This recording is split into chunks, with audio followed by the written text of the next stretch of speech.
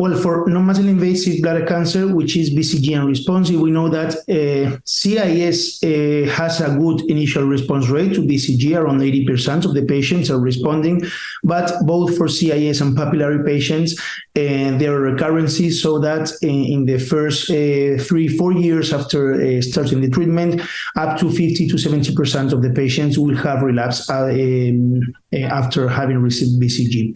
It is very important to correctly define the BCG response, and this is stated in the guidelines. And when a patient, currently, if a patient has a BCG-unresponsive tumor, the best treatment for them is radical cystectomy based on a level of evidence 3. There are several new approaches. There are a couple of FDA approvals. The first recent approval was a systemic therapy, which was pembrolizumab, with a complete response rate of 41% at 3 months and an acceptable duration of the response. And the second agent which was approved was an intravesical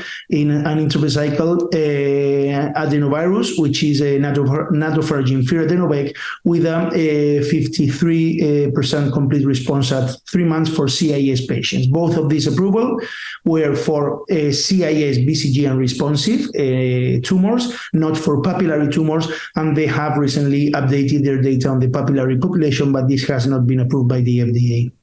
We have more data of more intravesical therapies with improved complete response rate, which get up to 76-77% for the intravesical TAR-200 device with sustained delivery of gemcitabine, 71% for BCG plus N803, and up to 82% for ErdaRIS, which is an intravesical device, TAR-210, which includes erdafitinib and is applied to those patients who have had a positive molecular screening with the mutations or fusions for FGFR.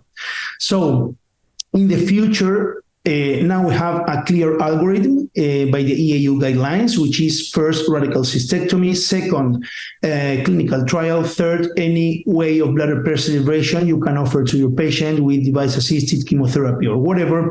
But in the future, if the data of currently running trials show a good duration of the response, I'm sure we will probably have more approvals and more options for our patients. And regarding systemic versus intravesical, due to the more favorable toxicity profile for the intravesical therapies with a very good efficacy outcomes, I believe that probably they will be in the first steps of the management of the disease.